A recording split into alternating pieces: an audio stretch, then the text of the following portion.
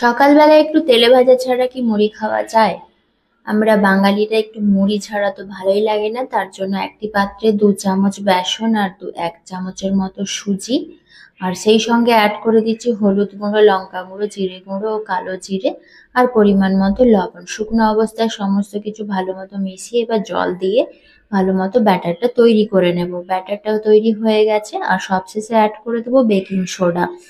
এরপরে কড়াই গরম করে তেল দিয়ে দেবো। তেলটা গরম হতে থাক, আর এদিকে বেগুনগুলো স্লাইস করে কেটে রেখেছিলাম। বেগুনের সাথে বেসনের ব্যাটারটা কোট করে নিয়েই তেল গরম হয়ে যাওয়ায় তেলে ছেড়ে দিচ্ছি। এবার ডিপ ফ্রাই করে নেব।